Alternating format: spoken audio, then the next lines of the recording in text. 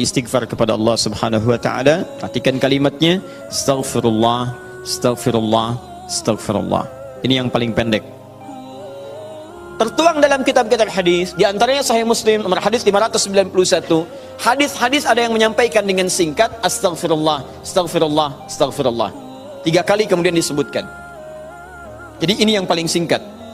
Istighfar kalimatnya astaghfirullah. Astaghfirullah. Berapa kali? 3 kali. Perhatikan, ini riwayat pertama. Kalau Anda menggunakan yang ini, boleh. Tapi cara memahaminya, ini yang paling singkat, paling pendek. Jadi kalau sedang buru-buru misalnya, ya Anda ingin buru-buru setelah selesai itu, sambil jalan misalnya, ingin dipercepat bacaannya, silahkan pilih yang ini yang singkat. Astaghfirullah, astaghfirullah, astaghfirullah. Paham? Kalau agak senggang, silahkan tambahkan dengan lebih luas. Astaghfirullahaladzim, astaghfirullahaladzim, astaghfirullahaladzim. Lebih senggang lagi, astaghfirullahaladzim, alladzi la ilaha illa huwal hayyul qayyum wa atubu ilaih. Astaghfirullahaladzim, alladzi la ilaha illa huwal hayyul qayyum wa atubu ilaih. Paham?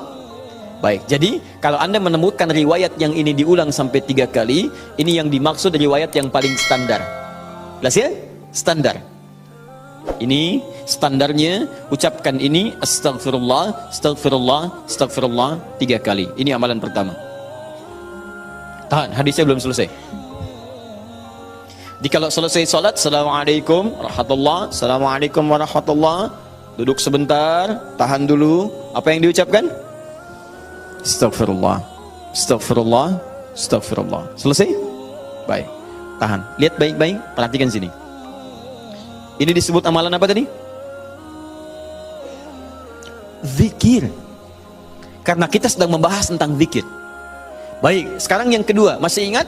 Tadi kalau seorang sedang berzikir, maka konsekuensinya dia akan apa terhadap Allah? Ingat. Yang kedua, dekat. Pertanyaan saya, apakah setiap orang yang mengucapkan astagfirullah menjadi ingat kepada Allah? Itu masalahnya. Banyak orang pasca sholat mengatakan astagfirullah, tapi kalimat itu tidak mengingatkan dia dengan Allah. Itu masalah utamanya. Assalamualaikum warahmatullahi wabarakatuh. Assalamualaikum warahmatullahi wabarakatuh. Astagfirullah, astagfirullah, astagfirullah. Halo? Gimana? Anda salam langsung ngecek status. Lisan Anda astagfirullah, tapi tangan Anda megang handphone. Pikiran Anda melihat status. Sebagian orang bahkan merespon urusan dunia. Bagaimana istighfar bisa berkorelasi dengan itu semua? Itu masalah utamanya. Jadi semua kalimat ini ketika diucapkan, bingkainya adalah zikir. Mampukah Anda mengucapkan istighfar ini yang langsung mengingatkan Anda dengan Allah Subhanahu wa ta'ala? Ini poin besarnya. Nah, tahan. Saya berikan rahasia besar dulu di sini. Kenapa Anda mesti mengucapkan kalimat ini? Buka Al-Quran surah ke-71. Surah apa itu? Surah apa? Nuh. Bukan Al-Ma'arij. Al-Ma'arij 70. Ayat 10. Kalau mau dari ayat 9-nya sampai dengan 13. Kemudian saya kotaki ayat 10-nya. Nih, 10-nya saya kotaki di sini. Ini yang pentingnya. Awas, awas. Nabi Nuh alaihissalam berdakwah kepada umatnya. Berapa tahun? 950 tahun. Masya Allah, 950 tahun berdakwah kepada umatnya. Bahkan dakwanya terang-terangan, juga sembunyi-sembunyi, pelan dan silent. Ya, ada yang silent, ada yang terang-terangan, kencang. Ayat 9-nya, "Tsumma 'alantu lahum wa asrartu lahum israra." Aku berdakwah kepada mereka kadang terang-terangan, dengan kencang, sampaikan dengan terang. Tapi kadang juga aku sampaikan dengan pelan, dengan silent. Ada orang-orang yang memang secara pelan aku sampaikan halus, sesuai dengan tipikalnya. Ada yang langsung aku sampaikan keterangannya dengan seterang-terangnya. Tapi tahukah Anda, selama 950 tahun berdakwah itu, yang terang-terangan, yang sembunyi-sembunyi, kalimat pertama apa yang dimintakan Nabi Nuh kepada mereka? Perhatikan ayat 10-nya. "Faqultu astaghfiru rabbakum innahu kana ghaffara." Rahasia pertama. Perhatikan baik-baik. Kalimat pertama yang disampaikan Nabi Nuh alaihissalam kepada kaumnya, 950 tahun. Masya Allah. Lihat baik-baik. Baik terang-terangan, baik dengan sembunyi-sembunyi, pelan-pelan ataupun jahar. Apa kalimat pertamanya? Faqultu astaghfiru rabbakum. Aku katakan pada mereka, istighfar kepada Rabbmu. Istighfar, istighfar. Ini. Nah, ketika Nabi Nuh mengatakan istighfar pada Rabbmu, istighfar pada Rabbmu, apakah kalimat Qur'annya berhenti sampai sini? Tidak. Teruskan ayatnya. Innahu kana ghaffara. Rahasia istighfar yang pertama, satu, Allah akan turunkan minimal sifat ghaffar kepada hambanya. Nanti kita lihat. Apa itu ghaffar? Belum tentu. Belum tentu. Tidak seperti yang Anda bayangkan. Allah punya sifat ghafir, tapi kenapa yang muncul ghaffar di sini? Buka Quran misalnya surah Ghafir. Fussilat surah ke-40. Ayat yang ketiga. Ghafiridz dzambi wa qabilit taubi. Allah mengampuni dosa seorang hamba. Ketika mengampuni dosa, kalimatnya menggunakan ghafir. Ghafirun, ghafiridz dzambi. Tapi kenapa Nabi Nuh menyebut dengan kalimat ghaffar? Faqultu istaghfir rabbakum innahu kana ghaffar. Kenapa ghaffar bukan ghafir? Satu. Nih. Dua, teruskan ayatnya, ayat 11. Yursilis samaa 'alaikum midrara. Dua, orang yang sering istighfar, maka Allah akan turunkan keberkahan lewat curah hujan yang lebat. Curah hujan, hujan yang berkah. Masya Allah. Ada hujan membawa berkah, ada hujan membawa? Bukan. Bukan, hujan tidak pernah menginginkan banjir. Hujan itu hanya membawa air. Baik, yang bikin banjir itu Anda yang tidak bisa mengatur airnya. Itu persoalannya. Jalur air dibuat bangunan. Air itu kan sederhana, dia hanya mencari tempatnya, dia meresap sesuai dengan tempatnya. Cuman Anda tidak menempatkan air sesuai dengan tempatnya. Itu masalahnya. Tapi ini beda. Ketika turun, airnya membawa keberkahan dalam kehidupan. Itu lain. Itu lain. Nanti saya berikan rahasia setelah ini. 3. Teruskan. Wa yumdidkum bi amwalin wa banina. Masya Allah. Ya istighfar, istighfar, istighfar. Ketika kamu istighfarnya benar kepada Allah, wa yumdidkum bi amwalin, maka Allah akan melimpah ruahkan harta benda Anda. Ya. Meluaskan harta. Banyak. Amwal bukan mal. Wa banina, bahkan keturunan.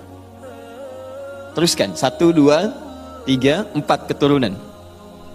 Allahu Akbar. Lihat faedah istighfar. 5. Wa yaj'al lakum jannatin. Dan Allah akan limpahkan kepadamu kebun-kebun yang indah. Awas jangan dilihat kebunnya.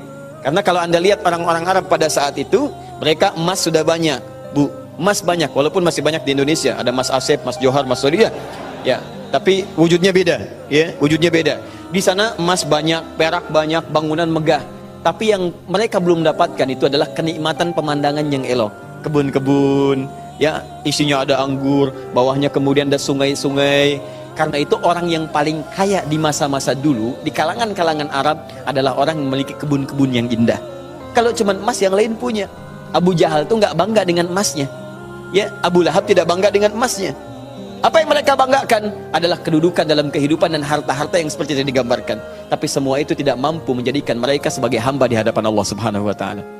Poin yang paling besar, kalau disebutkan jannat dalam arti kebun-kebun dalam urusan dunia, itu maksudnya kenyamanan hidup. 5.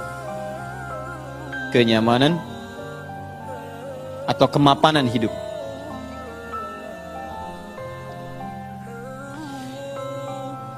Wa yaj'al lakum anhara, kenikmatan hidup. Masya Allah, sudah mapan, nikmat, kaya, tenang. Wah, ini hebat banget nih hidupnya. Dosanya diampuni oleh Allah, kemudian hidupnya berkah, hartanya melimpah, keturunannya juga luar biasa, gitu kan. Setelah itu hidupnya nyaman, mapan, dan nikmat. Kurang apa lagi? Antum pilih mana? Kaya tapi gelisah atau miskin tapi tenang? Jangan pilih yang ketiga, saya tidak berikan. Nah, tahan sebentar. Lihat sini. Jadi ketika Anda diminta istighfar, astagfirullah, astagfirullah, astagfirullah, ternyata di antara esensi kalimat istighfar itu bukan kalimat biasa. Anda mampu mengucapkannya dengan baik, maka Allah turunkan kemuliaan lewat lisan Nabi Nuh itu. Faqultu astaghfiru rabbakum innahu kana ghaffara. yursilis samaa 'alaikum midrara wa yumditkum bi amwalin wa banina wa yaj'al lakum jannatin wa yaj'al lakum anhara. 6 kemuliaan bagi orang yang sangat senang beristighfar kepada Allah Subhanahu wa taala. Tapi ini masih urusan dunia. Akhiratnya belum selesai. Pilih mana? Miskin masuk surga atau kaya masuk neraka? Miskin masuk surga. Kasihan. Kenapa tidak kaya masuk surga? Ya itu pilihan dari saya, ya. Ini pilihan dari Al-Quran. Saya kan tidak mengatakan jangan pilih yang ketiga. Itu yang pertama tadi, ya. Lihat sini. Ini jaminan kehidupan dunianya, mana akhiratnya. Ya Allah, kalau cuma dikasih dunia saya tidak mau. Jangan-jangan saya dunianya bahagia, akhiratnya nestapa. Maka adakah faidah dari istighfar atau kehidupan akhirat saya? Kamu mau minta surga yang mana? Orang-orang surga biasa, saya berikan pada pelaku istighfar surga seluas langit dan bumi. Quran surah ketiga ayat 133. Ayat 133, paling kanan sebelah atas. Lihat, di sini hidupnya lapang, di sini surganya seluas lapangan. Lapangannya apa? Bukan lapangan dunia. Perhatikan lapangan akhirat. Wasari'u ila maghfirah. Bergegaslah anda untuk memohon ampunan Allah. Maghfirah, turunan kata dari istighfar, minta ampun. Bukankah istighfar minta ampun? Ayo cepat, bergegas, rajin, cepat. Orang yang rajin istighfar, cepat istighfar. Lihat, wa jannatin arduhas samawati wal ard. Maka kami akan sediakan harapan baginya, menyediakan tempat kembalinya surga seluas langit dan bumi. Dan digolongkan ahli istighfar sebagai orang-orang yang takwa. Uiddat lil muttaqin, kami siapkan untuk orang takwa. Siapa orang takwa dimaksud? Awal ayatnya wasari'u ila maghfirah. Surga seluas langit dan bumi. Masya Allah. Silakan kalau mau koprol, berhenti di mana tuh? Ya.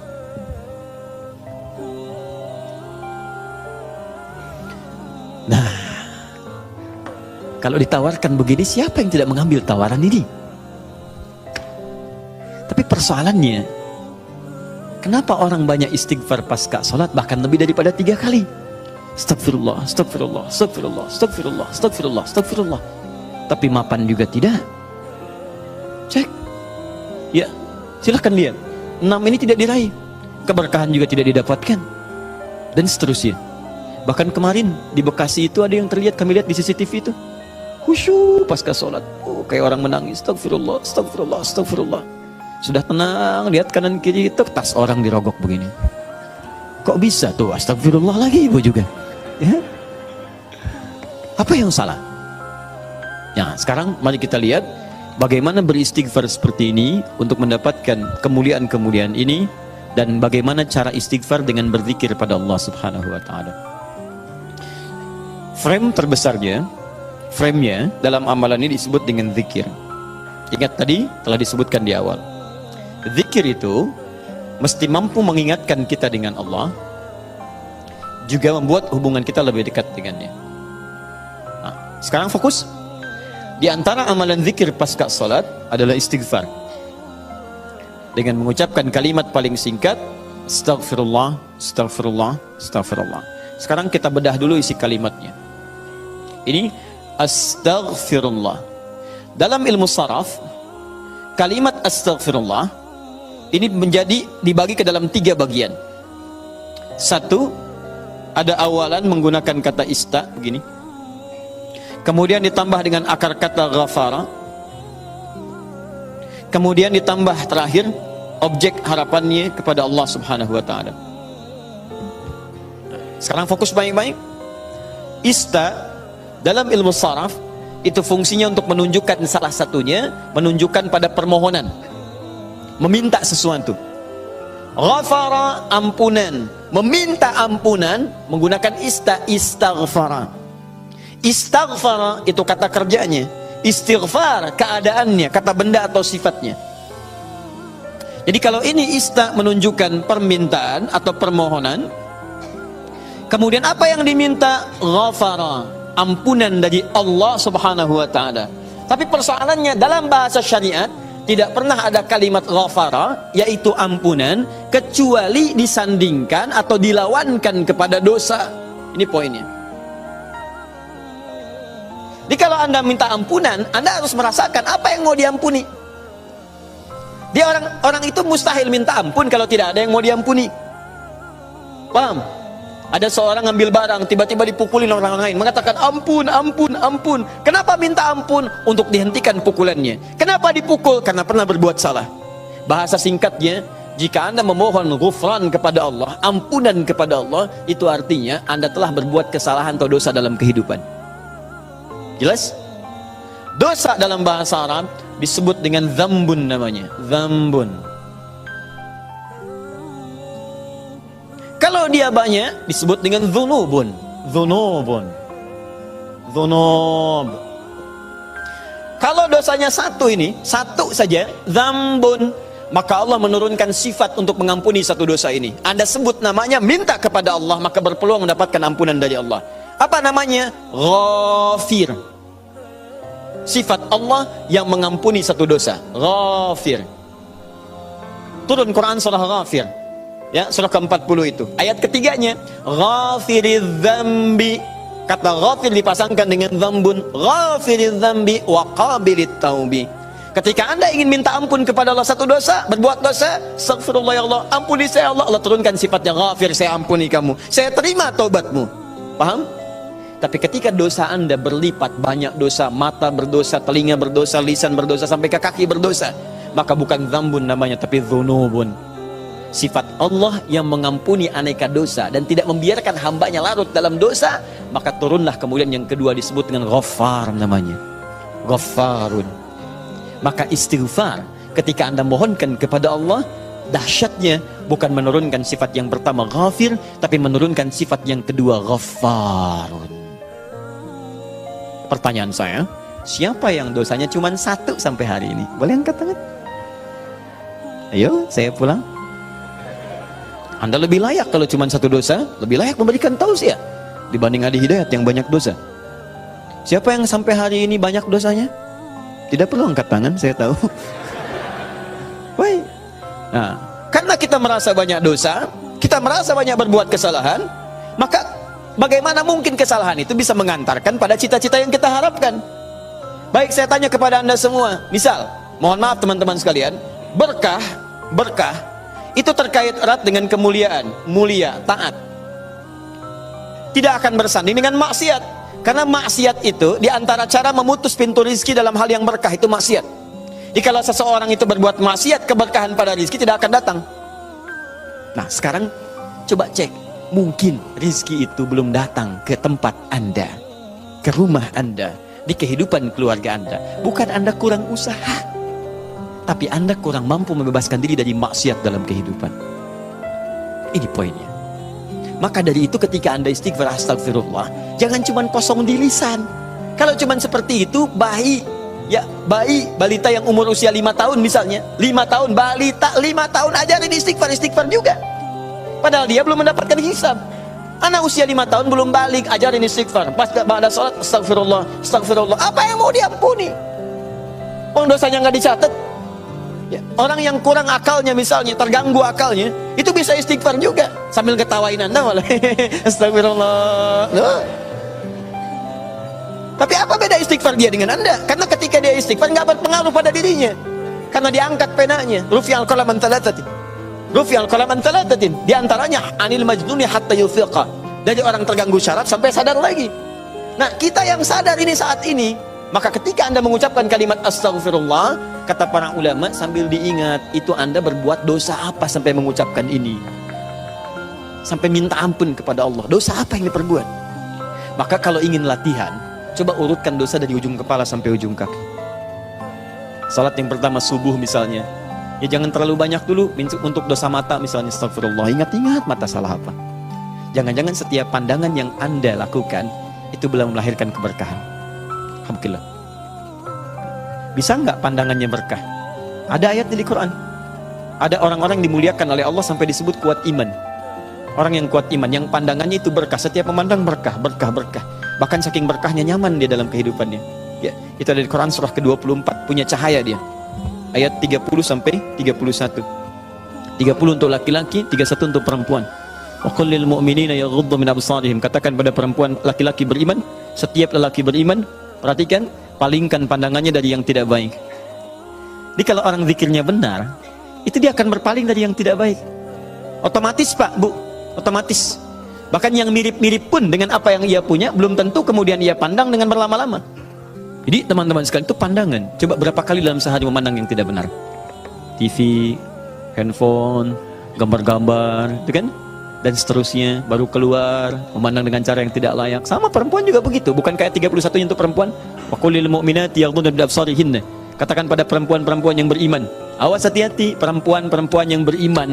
Artinya kalau pandangan nggak dijaga, menunjukkan imannya lemah. Ya, berapa kali ibu banyak memandang hal-hal yang tidak benar? Ya, berapa kali pandangannya melahirkan nafsu? Pandangan di mall dibawa sampai ke rumah. Nah, jadi ketika Anda istighfar, sambil diingat dosanya. Astagfirullah, astagfirullah, mata. Terus masuk ke lisan, astagfirullah ya Allah. Mungkin dengan lisan ini, maaf orang tua saya pernah menangis. Dengan lisan ini pasangan saya pernah bersedih. Dengan lisan ini tetangga saya pernah kabur dari saya. Dengan lisan ini anak saya pernah menjerit. Dengan lisan ini ya Allah barangkali itu yang menghambat keberkahan dalam kehidupan saya. Astagfirullah, astagfirullah, astagfirullah. Setelah itu dosa Anda, setelah tuntas sampai dengan ujung kaki, dosa Anda pada orang tua, suami kepada istri, istri kepada suami. Bagaimana kadang-kadang tidak baik dalam kehidupan rumah tangga, kepada anak-anak, kepada tetangga. Barangkali, mohon maaf, hal-hal itu yang menghambat pintu kemuliaan dalam bahkan urusan dunia ini yang belum turun. Nah, kalau sudah semua sekat dibuka, semua akan turun. Masih ingat tadi? Lihat di Quran surah 3 ayat 133. Teman-teman masih ingat tidak? Surga yang ahli istighfar ini disediakan untuk orang apa? Takwa kan? Jadi kalimat takwa ketika disebutkan di ayat ini, uiddat lil muttaqin, disediakan bagi orang takwa. Bukankah dimulai awalnya dengan istighfar? Sekarang saya tunjukkan kepada Anda, kita buat persamaan. Lihat sini, kita buat persamaan. Istighfar adalah sama dengan amalan ahli takwa. Takwa bisa mengantarkan ke surga. Tapi Anda jangan lupakan bahwa takwa pun membuka semua pintu keberkahan urusan dunia dari langit dan bumi. Takwa persamaannya berkah langit dan bumi. Dari mana mendapatkan persamaan ini? Di Quran surah ke-7, teman-teman sekalian, ayat 96. Walau anna ahlal qura amanu wattaqau la fatahna 'alaihim barakatin minas sama'i wal ardh. Kalaulah kemudian ada orang-orang beriman, ahli takwa, bertakwa kepada Allah, bahkan satu komplek bertakwa, satu kampung bertakwa, kami buka semua pintu keberkahan di langit dan di bumi. Semua pintu keberkahan. Jadi kalau Allah sudah buka dari manapun dan dimanapun Anda beraktivitas, akan mudah dan nyaman Anda beraktivitas. Di rumah pintu berkah dibuka, nyaman. Di kantor dibuka, nyaman. Di kehidupan sosial dibuka, nyaman. Jadi kalau orang rajin istighfar, astagfirullah, astagfirullah, astagfirullah, maka Masya Allah, dahsyat sekali hasilnya.